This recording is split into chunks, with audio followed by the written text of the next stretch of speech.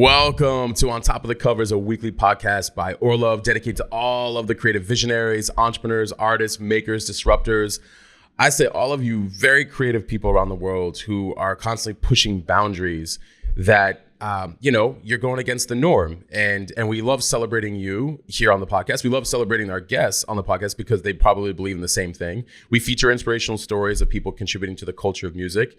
And more importantly, how they do it, why they're doing it, how they're doing it creatively, artistically, personally, professionally. I'm Matt Gottesman, your host and director of the Orlove brands. You can also find me on Instagram at Matt Gottesman, MattGottesman.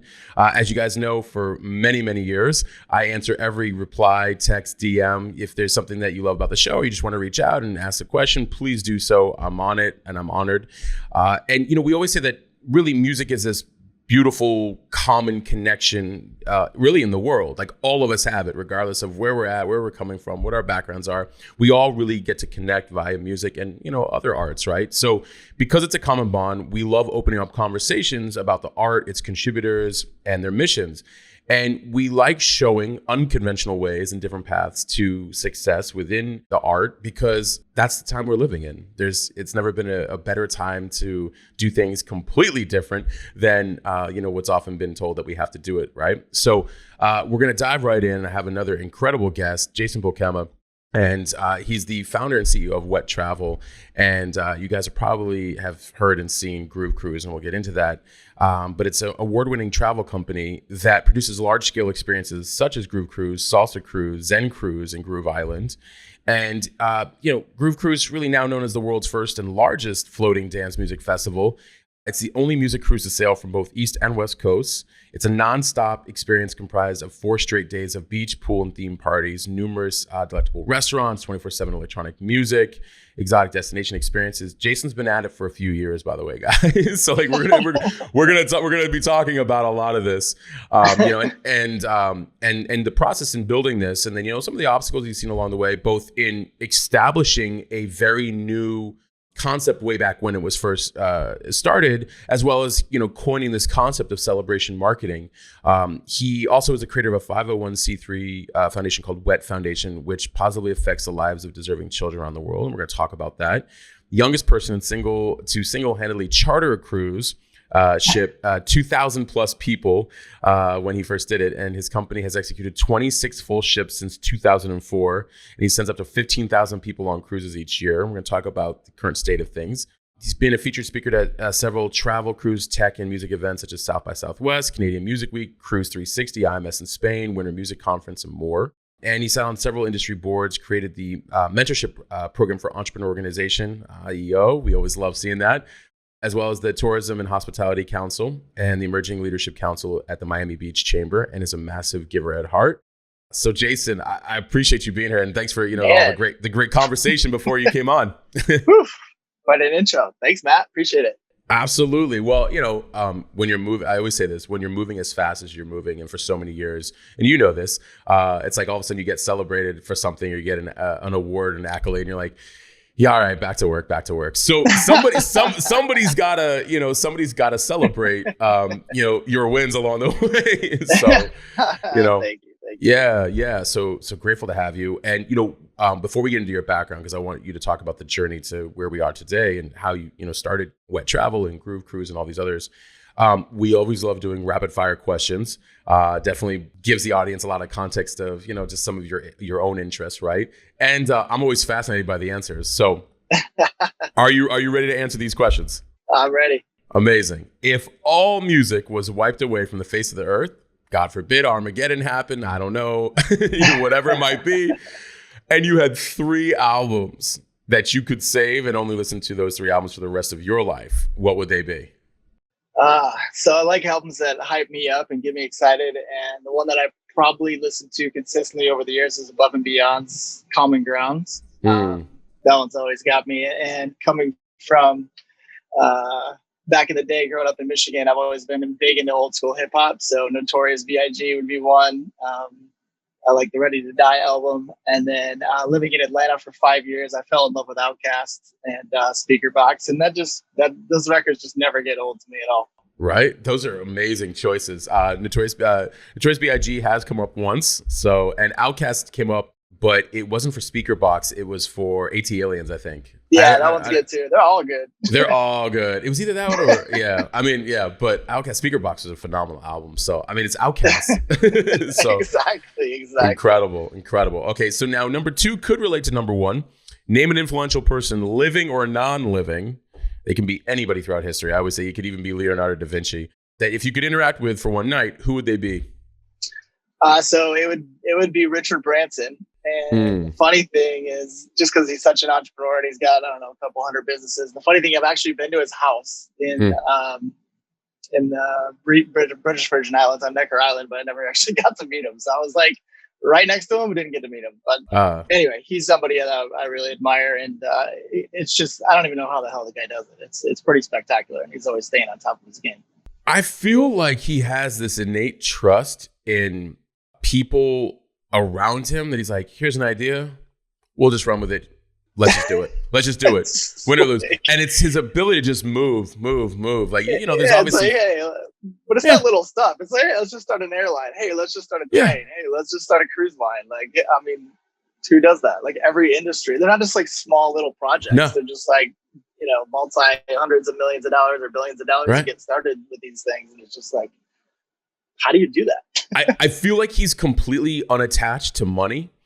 So instead it's an energy of like, yeah, this is right in my intuition. Yeah, let's just do that. We'll just spend it all on that. Well, let it ride. It's sort of like Elon Musk, right? Like, let it ride. You're like, wow, crazy. You really don't worry about anything. Like, nah, not really. Right. So amazing. All right. Question 3. In your opinion, what's the best music-focused film of all time for you? It could be a documentary. It could be like a fictitious, you know, movie, or it could be like a series. It could be anything you want, but like it's somewhat music-related. What would be the movie or film or documentary for you? So kind of being back from Michigan, one that really hit me hard was Eminem, 8 Mile. Mm-hmm. That movie hit me pretty hard. Like kind of the rags to riches story, and just massive, you know, against the odds and just kicking ass and just taking names and just owning that shit and just, you know, rocking it on the stage. Yeah. And I love the fact that like, it just also kind of show you when, not just like as the underdog story, but like when you really have nothing to lose, like that's usually where, you know, people rise from. All the chips on the table. Right? You have nothing to lose. And it's like, and since you all know my story, here we go. Like, you know, there's not anything you can say about me that I don't already know. So yeah, just the lyrics of some of his songs are just like, it's crazy. Poetry. Yeah. Amazing. All right. And then the final question, what's an important book, podcast, platform, like YouTube or something, an Audible, whatever it might be, that has helped you navigate your creativity and passion? So I'm a huge Tony Robbins fan, and I've been to all his seminars, listened to all his tapes, and dating myself a bit from back in the day, driving back and forth to college. I used to listen to Tony Robbins tapes, and he's probably the most influential person for me by a long shot. I'm also doing a thing called Life Book right now, which has been really, really powerful introspection about why it all comes back to like, why do you believe what you believe? Why do you think what you think? Why do you feel what you feel? And then how do you align that with what your passions are and what your goals are in your life? Amen. The journey for me on a lot of that stuff was probably about 8, 9, almost 10 years ago. And it was everything from like the metaphysics, you know, like your Dr. Joe Dispenza and quantum mechanics, and like what's actually happening, what we're really tuned into, and crazy relationship with our soul. Tony Robbins, you know, I always thought was really great from a motivational standpoint. It's sustaining motivation to turn it into action and movement and mobility. That's always been a fascinating thing for me. You know, and there's so many amazing rabbit holes you can go down on that. Yeah, you know, for sure. right. Definitely. Yeah. It's all about action and just taking action and just making shit happen. And then if you're not taking action, there's something deep that's inside of you that's holding you back. And your why is not strong enough or whatever. But I can go on and off on those tangents. But and we probably will in here. So that's all good. Cool. I would love for you to start back at the beginning and how you were able to start building out these concepts, because it seemed like essentially you were first. And, you know, that's not always easy, because a lot of people, I did a post about this the other day that, you know, it's always misunderstood until it's done. It's always, you know, thought of like, that's crazy, that'll never work. And I'm like, yeah, but then you guys consume everything that people said constantly would never work. And here we are. So, you know, I would love for you to talk about just the journey of building Whet Travel and everything that you guys are doing. Yeah, sure. So I had a mentor of mine. He said, find something you love to do and find a way to get paid to do it. And if you love what you do, you never work a day in your life. So I was working I have a degree in entrepreneurship from Central Michigan University. I had a business. I fell on my face, got in a lot of debt, and I ended up having to take a job in corporate America. And I worked at Georgia Pacific, which is a big Fortune 100 company in Atlanta. And during the day and at nights and weekends, I sold timeshares for Radisson Vacation Villas. So I literally worked 80, 90 hours a week, including weekends, to get out of debt. And everybody was, getting fired left and right. It was cubicle nation. Everybody hated their jobs. And I was just like, I'm never, ever, ever going back to this shit ever again.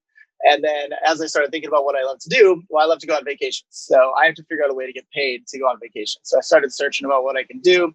I found the International Tour Management Institute in San Francisco, went out there, took the course. I came back and then I got fired. And then I was in the travel industry. So I started taking groups of people on motor coach tours around North America. My specialty was Alaska, Canadian Rockies. I did historic American tours on the East Coast, national park tours out west. And I used to move between Atlanta, LA, and Seattle, working with different tour companies. And it was my absolute dream job. I was doing with everybody on vacation. I was getting a vacation. It was like crazy. I was getting paid to do this. It was incredible, staying in great places and just having an amazing time. And then all my friends were like, put a trip together and we'll go. And I was like, all right, well, I don't want to put my friends on a bus here. I'll put them, let's do a cruise and see what happens. So I ended up having 125 people that went on that first cruise in 2004. So it was like 18 years ago. And from a 375 person email list that I had, and basically saw how much money the travel agency made off of me. And then I used my entrepreneurial skills to create my own company, to put a business plan together to charter a cruise ship in 5 years. So I had no money, I had no resources. I didn't know anybody in the cruise industry. I didn't know anybody in the music industry. And I don't know how the hell I was going to do it. So I just figured it out. I had people driving speakers from Chicago and Detroit and CDJs and mixers because I couldn't afford to rent them in Miami. And that first one was kind of the catalyst. My goal was to charter a ship in 5 years, so double it every year. So I had 125, 250, 500, 1,000, 2,000 in 5 years. And long story short, it took me 7 years to do it. And like you mentioned in the beginning, we've done 26 full ships to date and yada, yada, yada. But wow. Yeah, it's been an interesting ride. Just kind of having a dream and a vision and a goal and just keeping the head down and figuring it out.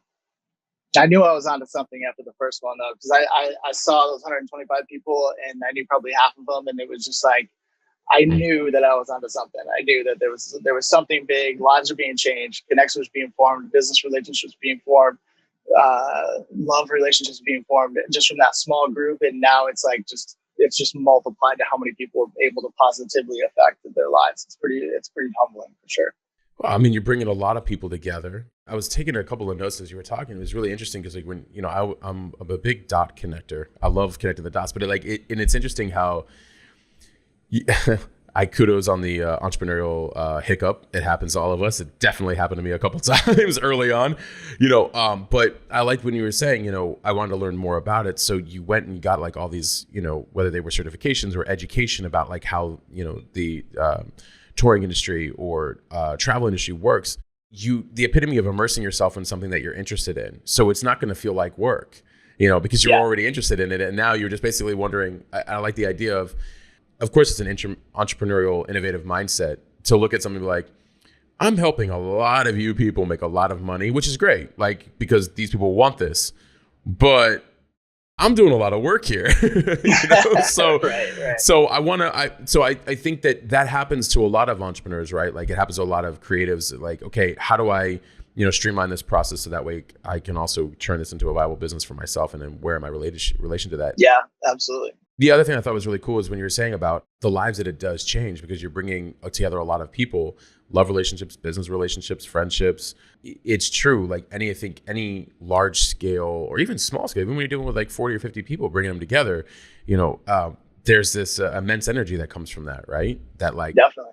It's a little different though on a cruise ship. I always explain this to people. So how many people have you met at a conference or a concert that you keep in touch with today? Generally, it's not too many. So the difference between a cruise is what I call forced relationships, because you can't go anywhere for 4 days. And then you're also, it's also a bucket list, once in a lifetime experience that you're never, ever going to forget.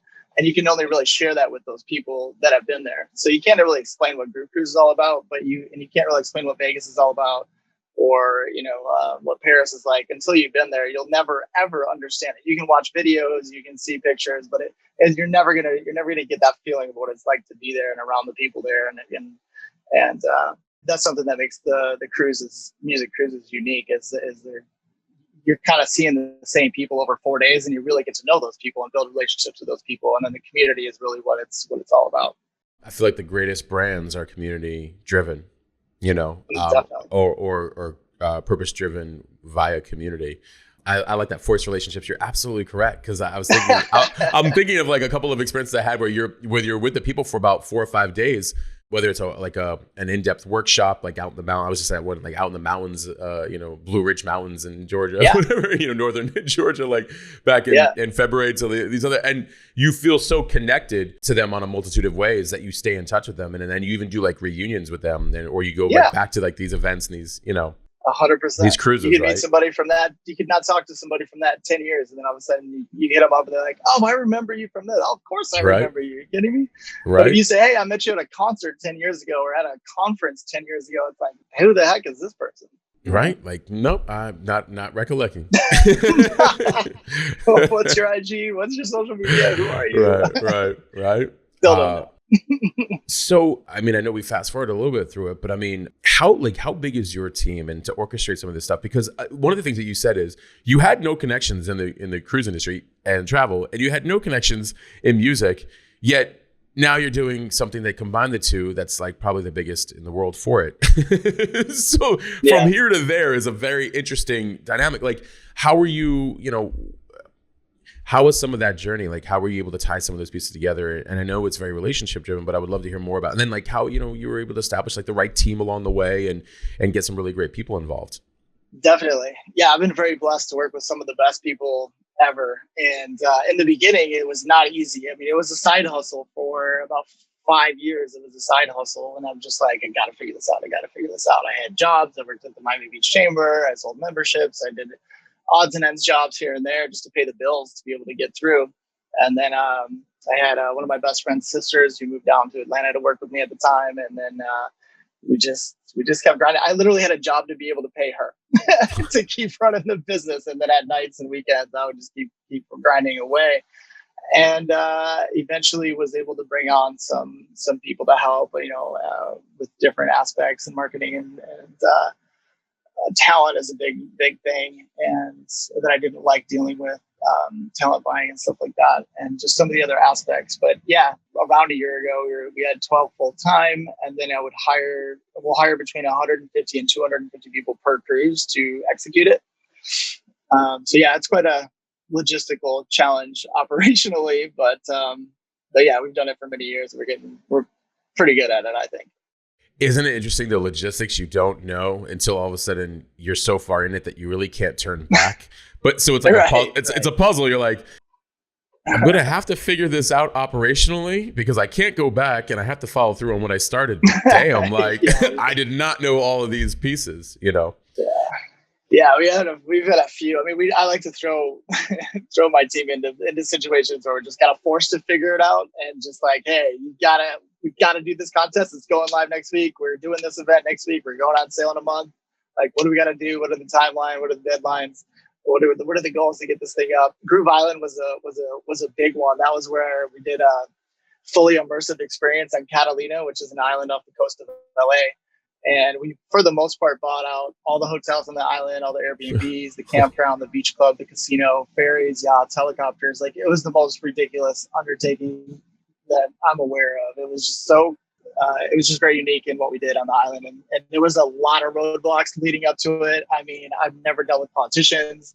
I was going to city halls. I was talking to the commissioner and the mayor and the police and the fire and the hospital on the island. And then the county gets involved and they want to throw in their 2 cents. And then the city gets involved with Los Angeles. Like, yeah, I mean, it was just like, and like, it was just super challenging, but it went off damn near without a hitch, and it was spectacular. We didn't make money on it, but it was really successful from the guest perspective. Well, and it definitely probably solidifies you as a reputable brand that, oh, we can pull something off at a very large scale and people can trust us for that.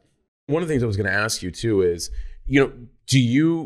were you also able to kind of gain some of your team via the community of, like, you were already doing the events with some of the people, and did anybody from like that came to the events be like, hey, I'd like to volunteer, or hey, I'd like to learn how I can get involved with you? Because I found in community building brands, that's what usually happens. Like, oh, I love what you're doing. Do you need help? You're like, yes, we do. Like, I need a lot of help. Here's my list. Did you have some of that? Was that how you were also able to kind of, champion some really great people who also understood the concept? Yeah, absolutely. And then we've also had a lot of interns that we've hired full time. Not all of them, not simply a small percentage that we actually hire full time afterwards. But yeah, we've brought on a bunch of interns that have worked really hard.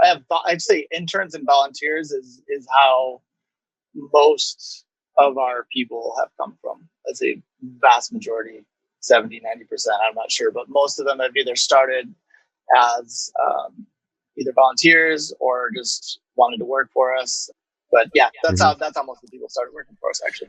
Which I always think is great, because then they get to really know the brand from the inside out and actually have like a vested interest in what it's really all about, and how like the people react to everything. Yeah, definitely. And you coined this term celebration marketing, and we'll get into some of the obstacles, by the way, that you guys have been facing, and then also the 501c3 in a little bit here. But cool. Celebration marketing. I love the term. And hopefully you trademark that.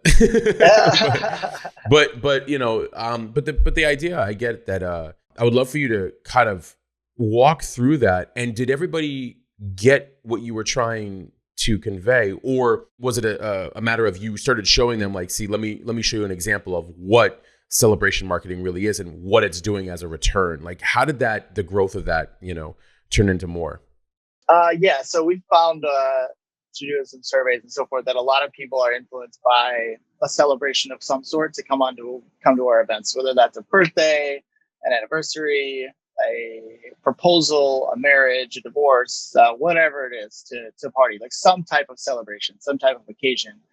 And so we wanted to really focus on that. So we've done various things within our marketing and promotions and so forth like that and then also in the execution of it on board, like we do weddings for free.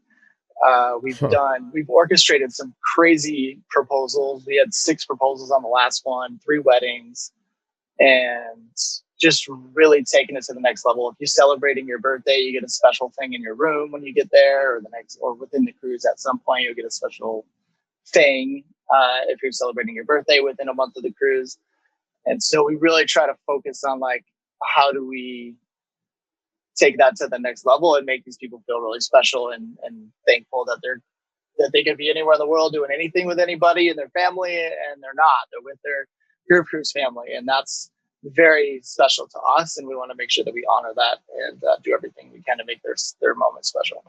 I think it's pure genius as well, especially if you're when you're doing it from if you're offering for free for somebody, like, let's say like a couple that's getting married, it kind of shows like the community aspect of the brand and its identity, and like, hey, like we love our people, and like, here's how we love on them. 2, like, we know it makes for really great content. Like, hey, like, come celebrate with us, and like, we'll show you how far we can, celebrate you. And obviously that turns into a lot of other endeavors in doing so. So, I can see, I try to see both like the personal aspect from the community side and the business side of, like, it's genius when you think about like content, but like, again, it's over and over again, like, you're a part of our community. You're taking the time. You could be anywhere in the world, but you're doing it with us. And so, like, we want to honor you right back. And I found that people like that in brands, like this kind of honor, integrity, respect between the people you serve and the relationship you have with them and they have with you, in consuming everything they do with you. So yeah, and I feel like what we can do creatively and just to make it so much more special on board the ship is just really, the sky's the limit. I mean, you can do a sunrise wedding and have Dash Berlin DJ your wedding. I mean, how much would that cost? And how are you going to have 150 people at your wedding on a sunrise in the middle of the ocean? It's just surreal. or a tutu wedding where everybody's in tutus, or like a onesie wedding we had last time. So, I mean, you can get away with things that you may not be able to pull off. And then the artists are normally very, very interested too. And we've done some surprises where we've had like Emma Hewitt sing a wedding song to them. And just, you're not going to be able to, unless you have a large budget, you're not going to be able to pay tens of thousands of dollars to be able to come to your wedding and, so forth like that. So the artist's already there. So generally you might be able to do something if it's like their dream, artist, and, so forth like that. So we try to make that occasion momentous for sure. That's also a very good point, because like to do that kind of endeavor on your own, tens of thousands, no, like hundreds of thousands probably. Yeah, just like everything's there. So you want champagne, you want chocolate covered strawberries, you want this. I mean, everything's there. It's not expensive. Like I don't know how much it costs to do a wedding these days, but normally it's tens of thousands of dollars just to the food's included. There's lots of things you can do to keep the cost down, or you can go bananas and spend a ton of money too if you want, and go super crazy. So the sky's the limit of what you want to do. Exactly. You're like, so in essence, you're almost like a creative agency as well too, in a lot of ways. Yeah, sure. So obviously, there's the journey of creating anything good has its ups and downs. It has its obstacles along the way, of course, because it's what helps us refine the process and make it better for our teams and our, customers and clients and relationships and sponsorships and everything.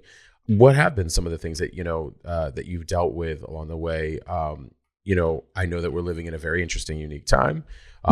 Travel is very difficult over the last year and a half, and we can get into some of that. And even before the time that we're living through, with all the massive changes, like some of the things that you've dealt with, prior. First, maybe like from logistical all the way to, dealing with a little bit of a health crisis that's going on and what that means for travel. But I would love to get your take on that. Yeah, I mean, there couldn't be a bigger challenge to deal with conceivable than the one that we're in now, with the cruise industry in particular being the first hardest hit and the last one to come back. It's still completely shut down, and hopefully the ships will start sailing in June or July, but we'll see. There's already been 500,000 people that have sailed this year around the world, but the US, for one reason or another, is still shut down. So yeah, we've dealt with insurmountable challenges in the past 12 months that are hard to comprehend. I had to let people go. We had to cut costs drastically. I mean, we were in just crisis mode, and not going to sugarcoat that any way possible, but it was really, really tough. And we were in just, canceling cruises, refunds, chargebacks. It was just like overwhelmingly challenging. But I started to think about, wow, I guess just like how grateful I am to be in the position that I am in and to be able to help other people. So that's where I got into thinking about, damn, there's a lot of people that are in way worse situations than I'm in. And here I am being bitching about like what I'm going through, and I'm depressed, and I was. And, but it's not, whenever I feel like that, which hasn't been too many times in my life, I'm just like, how can I give back? How can I be grateful? And how can I help other people? And so that's what we did. And we put together this online streaming, which we're still doing now on Twitch every week. And through my foundation, we raised around $50,000. We sent out over 250 grants for people that were experiencing hardships due to COVID. And that was very rewarding. We still get messages to this day of people where that was just a sign of hope. We weren't able to give a ton of money out, like even a few $100 here and there, though. And just to be able to get that into your account, and people were just like, wow, you put groceries on my table this week. Like, thank you. My God. So that was very humbling. So I kind of look at, yes, there's been tons of challenges over the years. Cruise lines are a challenge. There's always challenges with, just because they're so big. There's just so many layers of no. Okay, yes, maybe, sort of things like that. And some things change all the time. You're dealing with U.S. Customs and Border Patrol. You're dealing with Coast Guard. You're dealing with logistics of getting stuff onto ships. We had one time we had a crate of, on one of our rock cruises, a crate of guitars that somehow, some way, the stevedores were pushing them onto the ship, and they fell in the water between the ship and the dock. So they're pushing it up the side, falls over the side, and I'm just like, I got the call and I'm like, are you effing kidding me? Like the guitars for the main headline act like fell over the side. So we had to go to like that. I mean, Guitar Center and like try to buy guitars. And like, I mean, guitarists are not, they have specific shit, especially big bands. So yeah, and they started borrowing from other bands and like it all worked out, but it was just like, that's one of many challenges that we've dealt with. But yeah, every challenge is there's always a solution to every problem. You just got to do the best you can, and it is what it is. And here's the situation, and let's tackle it with a clear mind and a clear head. And then also try to think about what things could go wrong. What happens if there's a weather issue and we can't perform on the pool deck? What happens if we're on the island and there's lightning? What happens if this? And try to think like 2-3 steps ahead. Plan A, Plan B, Plan C, which we have now because we've had issues, with not being prepared for certain situations. So yeah, you live and you learn, and then you never know what the hell's going to happen. I mean, it's the travel industry. That's the only certainty, is that there's going to be uncertainty, and there's always going to be stuff that comes up where you're just like, what in the world situation is that? But yeah. No, I love that. It's true. The only certainty is the uncertainty. And, I had somebody ask me last year, they wanted some entrepreneurial advice. And this woman said, people always surprise me. And I said, they never surprise me, and she asked, like, what do you mean? I'm like, she's like, they're not predictable. I'm like, exactly.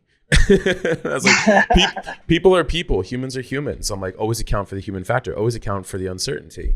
And I think that if you get very good at knowing that there's uncertainty, like you said, you have to be solution oriented. That's the whole basis of existence, is that something is going to happen and you have to come up with a solution. You know, and I think entrepreneurs are probably forced into that ideology much quicker. Yeah, right. And just understanding that problems are blessings in disguise, and they're there for a positive reason, not a negative reason, all the time, every single time. So whether that's a learning or something like that, or you just weren't, the universe is telling you weren't supposed to go in that direction. There's a roadblock there, and it's there for a reason. You weren't supposed to go that freaking way. But in the moment, it's really important just to understand, like, it is what it is. Let's do the best we can. Let's make a decision. Let's move on.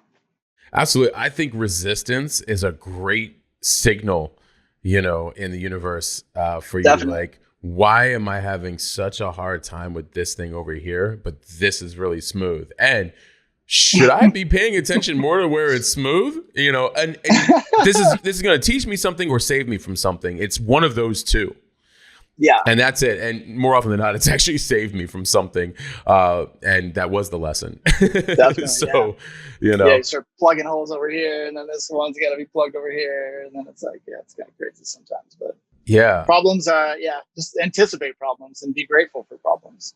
Yeah. Well, and I also, by the way, I really appreciated when you said you were looking at the nature of, your quote unquote situation or problems.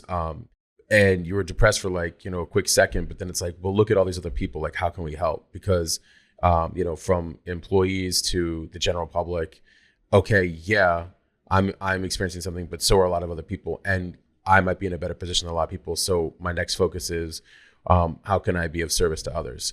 I think it takes a lot of self-awareness, a lot of humility and grace and respect.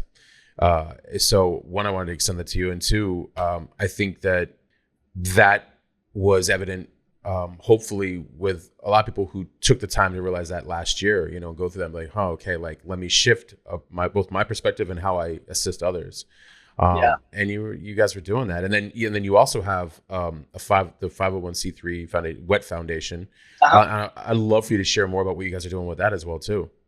Yeah. So I mentioned a little bit about the virtual sell-aways that we did, and we're still doing on Twitch. We became partners rather quickly, and so that's what we've been doing there. And then we have a community captains program that we've been doing, and then destination donation is a big one. So we work with the destinations that we go to on the cruises. So whether that's orphanages, schools, and so forth. There's a school that just hit us up in Mahahual, Mexico, or Costa Maya that really needs help. So we're doing what we can to help these schools. I mean, that particular town is 100% driven by cruise traffic. Like, it's a cruise port. If the cruises aren't there, there's no industry. Basically, there's a water park there. There's no people at the water park. There's hotels there. There's people that aren't in the hotels, but for the most part. So it's a large part of their economy, and that school and those kids are just struggling. So anyway, that's what we do. We work real hard. We say, hey, what do you need? Oh, I need school supplies. We need books for the kids. We need our roof is leaking. The one place had their air conditioner stolen from they broke it because someone was trying to steal it, and the window was broken. So just doing things like that, and then we try to ask for volunteers to go to the orphanage or to the place and the facility, and then we clean up the area or whatever they need us to do. So we'll have different teams. So this group is going to go clean. This group is going to go fix the roof or fix the classroom thing that's broken or whatever it is. And this one's going to cook, and we're going to feed the community and things like that. And then we're able to make a pretty solid impact in a short period of time while we're in the destinations as well. I love it. And, and it's interesting. It's tying it together with the fact, like, because that location specifically really relies heavily on cruising and cruises. So it's like, hey, we may not be able to do the same. So in the meantime, because we rely on you during the on season, if you will, of like, when things weren't under, a major global health crisis, pandemic, like we rely on your, ports. We can easily give right back where you rely on us during this time, And so I think that it's cool to have a relationship, basically, is how when I was listening to you talk about it, I'm like, it's cool because you actually tied the relationship. I love charities in general, that I support the idea that, let's give away to charities, but I love it more when there's a relationship built into it. Yes. Right? Yeah, you hit it on the nose. So before that, we had been giving money to organizations, and it was just like going to overhead and going to flights to Africa. We were working with kids in Africa who lost their parents to AIDS, and I went there, and it was real and so forth. But I got the feeling that the money wasn't getting to the kids. And that was the end goal. Like, I'm giving this money and it's not getting to the kids. That was my end feeling. So I wanted to control that and just know that every dollar that's donated goes to help the kids. It's not just going to a school or to this. It's going to buy things for the school. They need a new gym, gymnasium thing outside that they wanted. They need this cleared. So we paid for a construction equipment to clear the entire thing.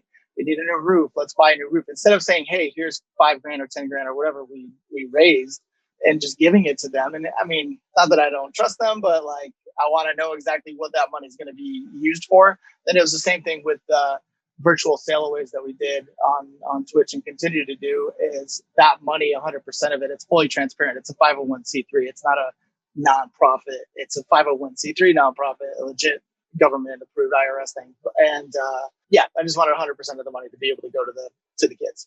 You said a very remarkable thing too about, like, owning the ownership and control of making sure, like, hey, we want to raise the money and we want to make sure it goes directly where it needs to go. I, in more recent years, got educated on that from a mentor and tax advisor type of a person. And he was saying, the beauty of creating your own 501c3 is because you really do get to have end-to-end control of making sure that, your charity is impactful, right. And he brought up the very same point you did, which is like, you can give to a lot of charities, but you don't. Some where are is great. that? It's just faceless. It's just like, where's it go? How is that helping?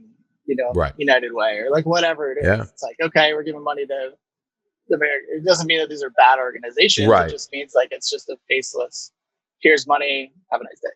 And I feel like that's partially what we're experiencing in these shifting times, pre 2020 and now post 2020. But this idea of brands that are really making headwaves, no pun intended, but that are making waves are, ones that are very community driven, and like, who's behind them, who's running them.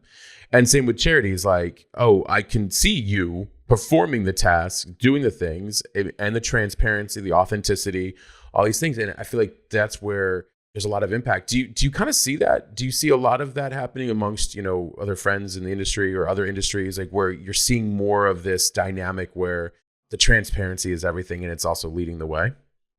Not enough. Not enough. Good. Not enough. I mean, I especially in the dance Good music answer. space, like Yeah.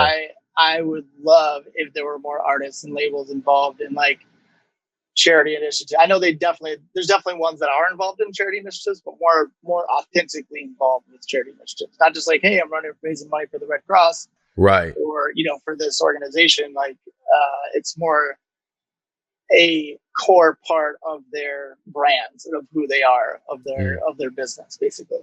I love that answer, and I really respect that. That's why I said good answer for good for you for like not enough. I'd like to think the trend is hopefully on the way up, but it may not be happening fast enough. And think about how much more we could do if we kind of take the same kind of ownership over our art and creativity and entrepreneurship. We also take over, the impact of giving. Definitely. Yeah. So Groove Cruise 2022. Uh-huh. Let's talk about the planning of that, and planning during a time that's there's a lot of uncertainty, and and I know that you guys absolutely think through all of the details strategically and healthily, with just trying to make sure that you're abiding by all guidelines and things like that. Talk about the Groove Cruise 2022 and what you're planning on and what you're excited with it, and just also logistically what you're trying to how to make it happen. Yeah, so the cruise lines are planning to sail in June, July, which is fantastic. There's been some new updates just in this week already that looks much more promising that that's going to happen. So that's really exciting. We just got to get these ships in the water. They have been sailing for the past several months. There's been over 500,000 people that have sailed safely and successfully around the world. So hopefully the U.S. is going to be opening as most states and cities are fully open in the U.S. now because of all the advancements in technology and science and all that. As we all know, and we've all been focused on, and all know what's going on with all of that. So what we have planned, and we just came out with our lineup, which is super exciting. It's our most diverse lineup, and we've got some new headliners this year. So we have Sophie Tucker, Closey, Gorgon City, Marcus Schultz, Barry Corsten, and I know I'm forgetting a couple of them. I've got them all right here. But some buzzy ones. Yeah, John Summit, Dombreski. I'm forgetting a few. Ferry Corsten, right? Ferry Corsten, Claude Von Stroke. Claude Von Stroke, of course, right. Doing some Dirty Bird parties on board. Yeah, it's going to be super fun. We've been wanting to get him for at least a decade. So Jeffrey Sartorius, a good friend of mine from Amsterdam, who is amazing. So there's that. It's basically 96 hours nonstop. There's music everywhere, house, techno, trance, melodic. We do some hip hop on board, old school hip hop, and it's just a very unique experience. Artists and activities, costumes are a big one. With theme parties, there's a daytime theme and a nighttime theme, and people just take them a lot more seriously, I feel like, anywhere else in the world, because your stateroom is within 2-minute walk, a 3-minute walk of pretty much anywhere on the ship. So if you want to change your shoes, if you want to change 5 times a day, if you want to wear slippers, if you want to wear, whatever, you can do it and you can feel comfortable, and there's food right there. So that's something great about cruises, is that everything is just right there. All the logistical challenges of festivals, of poor food, of getting in and out, of rain, of your hotel is too far away, or camping, and like all those challenges are all gone. So that's a great thing about cruising. And this year we're on the Royal Caribbean's Mariner of the Seas, which just went through a $120 million upgrade right before everything got shut down, and it's ridiculous. It has a ice skating rink. It has these bungee trampolines. Oh my god! It has a full-blown water park with 4, 5, 6 slides. It has a surfing wave pool. It's just crazy. Then also we're going to Labadee, which is somewhere I've been wanting to go for eons with group tours. This will be the first time that we're going there. And Labadee is a private part of Haiti, and it's a super safe area. It's all sectioned off, and basically we're going to be setting up a stage there and doing an amazing beach party. The island is probably, I feel like, of any place we've ever gone in the last 33 sailings of cruise. And I'm super excited. And the cool thing is that drinks packages are included there. So if you buy the drinks package on the ship, you can use it on the island. And there's a bunch of other benefits. And then we're also going to be working with the local Haiti organization to help benefit them as well. So we had a call about that a couple weeks ago that we're going to be following up on and seeing what we can do, what they need, how we can help to help the local population there. But Royal Caribbean's been sailing to Labadee for decades now with no issues. Some people think it's unsafe. It's absolutely not unsafe. It's very safe. Royal Caribbean takes over 1 million people a year to Labadee. They would never in a million years take their guests, and this is a multi-billion-dollar public company. They're not going to risk taking families and kids and so forth to a place that is not safe and controlled. So yeah, super excited about Labadee, going to Labadee. Yeah. No, just incredible. Like I was just, and I was looking at the rundown, 60 plus dance music artists, 96 hours of nonstop entertainment. And then the Royal Caribbean's Mariner of the Seas, like, talk about those upgrades. Yeah, I saw pictures of it. I was like, oh my God, it's a city. It's a city. Yeah, it's a city. It's, again, if you've been on a cruise, you kind of have an idea. But like when that entire ship is of the same passions and lifestyle, I mean, absolute magic happens. Wow. Whether that's our salsa cruise or the heavy metal cruises that we've done. I mean, it's just everybody's metalhead, everybody's in the same passions lifestyle, and it just creates absolute magic. And that's what's really cool, because I've found in doing surveys about, this is before I started my company, but what makes or breaks your vacation has nothing to do with where you go. Right. It has to do with who you're with. And I've been in places that are the crummiest with my crew, and I had the time of my life where I met really cool people at the time of my life, and I've been in the most spectacular places and had a shitty time because I was with the wrong people, or I met the wrong people. And so that's, to me, the most important thing of a vacation. It's one of the truest statements. I am in complete alignment with you on that. I learned very early on, you can't travel with everybody. And so I'm very particular on who I travel with. And well, my crew knows who they are. But like for the most part, you know, lots of times when people say, hey, you want to do this? You want to join us? I'm like, no. I'm like, no. And like, I mean, I say it very, very nicely, and sometimes it's just because of timing, of course. But other times, you know, because like I'm very flow with travel. Like as disciplined as I am with like business and brands and things like that. Like, but I love, like, travel is like, I want to flow, and flow is my lifestyle in general. So like the last thing you want are people that you cannot travel with. You're like, yo, that's a bit much. It's too intense, too much drama. Yeah, just like not organized, because there's a difference between flow but it also has to be organized, because you can't just go there and sit there the whole time. So there's certain things that you've got to be on top of shit.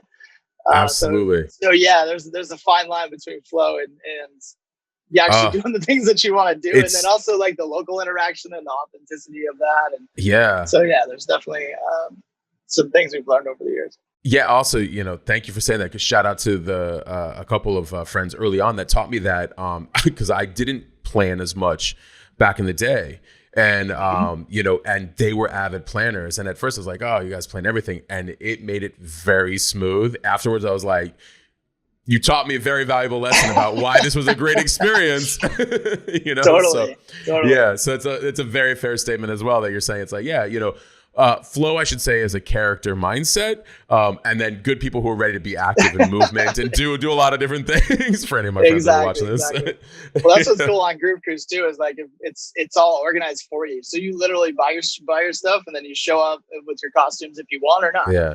And some people plan 6 to 8 months for the costumes, and they're really elaborate, and some people just don't, and that's fine too. So it's your vacation; you can do whatever you want. It's a no judgment zone. Right. All different types of lifestyles and personalities and colors, and everybody on group cruise. So amazing.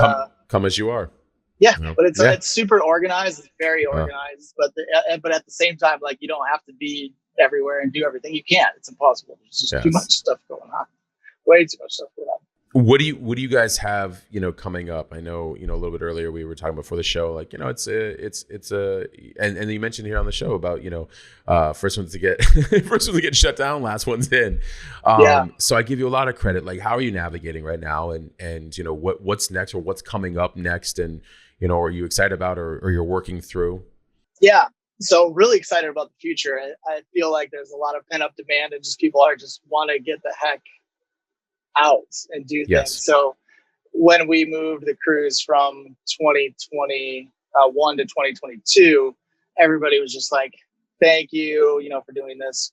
People were upset. Some people wanted to sail. I'd say most people were ready to sail in January this year. They were just like, get me on that ship. I miss everybody. That was the majority of people, but yeah, it's just giving people hope and something to look forward to. So yeah, I definitely see a bright future. There's a lot of stuff that we're looking at with islands and resorts and cruises, and I think everything's going to come roaring back. The festivals seem to have been doing really well that have gone up and online. We've seen a big uptick since we came out with the lineup, and hopefully we'll sell out in the next few weeks or month or two for January. And yeah, I think people are ready to start going again. I mean, everybody's got this cabin fever is what we call it, and ready to just get out there and connect again and not be so fearful of humans. Right. We need human interaction. We need human interaction. It's what we're here for. Yes. It sounds to me like you guys are taking every possible, precaution, given the state of affairs and how things are going. You were mentioning that earlier. It's like, you're trying to make sure that everybody feels, safe and secure and coming on that and stuff. And they can get is there a great place that they can contact you regarding all the parameters and things like that? If they're really, they're very interested and they want to know more about not just the cruise, but just, timeframes and health and all that fun stuff. Yeah, definitely. Health and safety and Right. security are always Right. number one. They've always been number one since I started the company. If you don't have that, you literally have nothing. So Right. You've got major problems. So that's always been at the forefront. We are leaning on the cruise lines. The cruise lines have access to the FDA, CDC, and experts that we could never dream of in these realms. And I am extremely confident in them that they're going to make the best decision to keep everyone safe and healthy, whether that's testing when they get on, before they get on. There's a 76-point checklist or whatever it is that they came up with former CDC and FDA that is looking like it's going to be proposed or approved in some way, shape, or form and fashion this summer. So they're on top of it, and I'm super confident that a multi-billion-dollar public company that does, business around the world has way more resources than I do. But at the same time, if there are additional things that we can do to make it more safe, more secure, more healthy, we 100% will. And I can guarantee you that there'll be some things that we will do above and beyond what the cruise line will do, as we do on every single cruise. We always have additional security. We always have additional protocols and so forth like that to make people feel even more safe than they would on a regular cruise. Amazing. Where can everybody find out about you, Groove Cruise, if they want to reach out to you? Some people are like, it's not so much about my personal brand up there. And I was like, well, no, but I can tell you, people love knowing the person behind something because they admire it more than anything. It's and you've done an incredible job, man. So, so where people can find you or, and or Whet Travel and or Groove Cruise everywhere online, give us everything.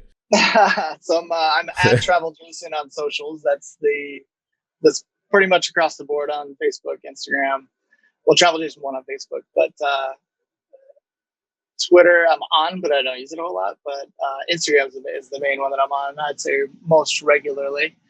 And if you have anything you want to reach out to me about directly, like I do, I'm similar to you, which drives everyone around me crazy, that I do respond to just about everybody. I try not to. I'm like, this one's tough. But I do really take that seriously. And I think that's something that has made myself and the company successful, is that I do treat people as the most important person in the world.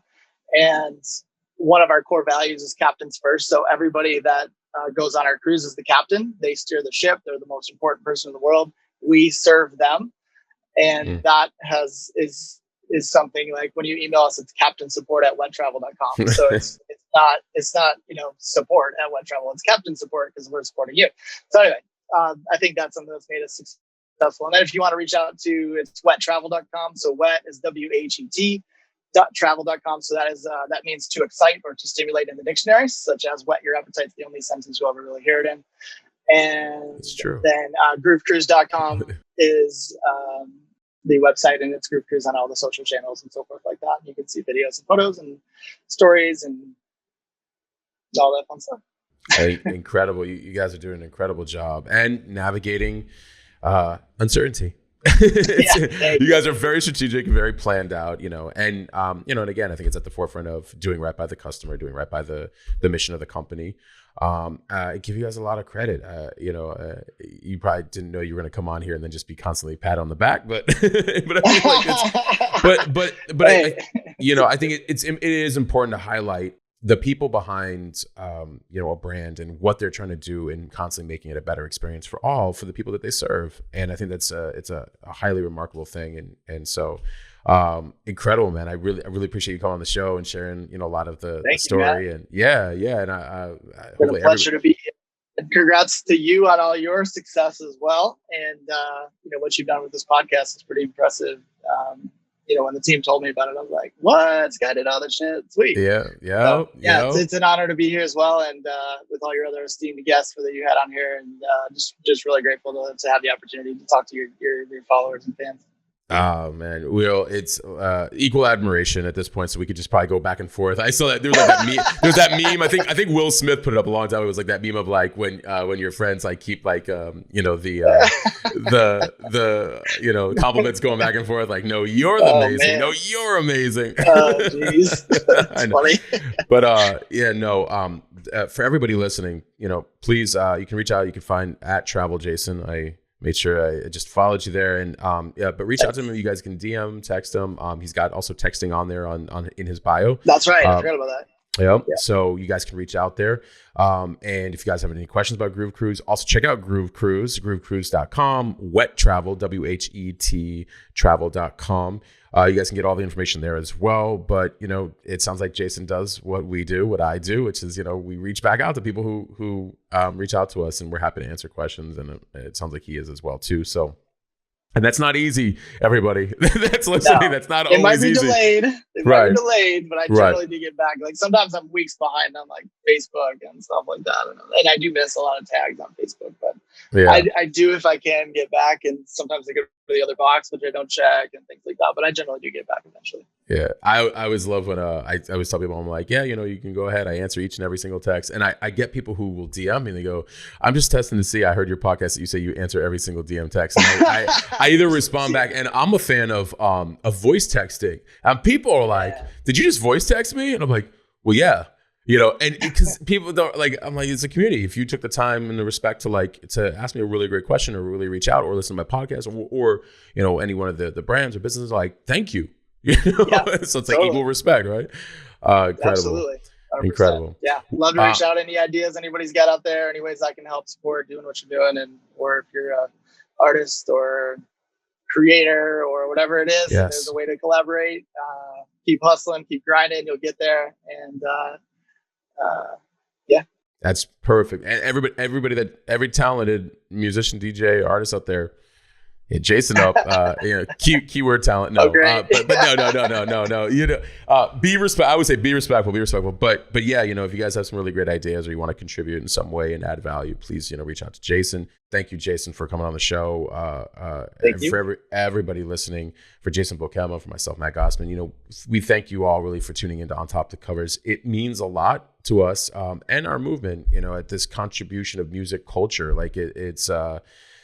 There's a lot of people, entrepreneurial, creative, artistic, really contributing, and they're doing things differently in a constantly changing world. We also want to thank all of you guys for giving us the constant feedback, being a part of this journey, for giving us a 5-star written review on Apple. It does help expand the show. So we're really grateful when you give us the 5 stars and the written review. Again, you can follow us on all major platforms at We Are Orlove and myself at Matt Gottesman. And be sure to subscribe to the Orlove channel. If you're listening to this right now on Spotify or on Apple or radio.com or Google Play, all the platforms, you can actually watch this video on our YouTube channel as well too. So please, if you want to see us interact and you want to leave some comments there as well too, you'll get more of our information as well in the show notes. But we really, really, really appreciate all of you guys, and thank you for tuning in, and we're out.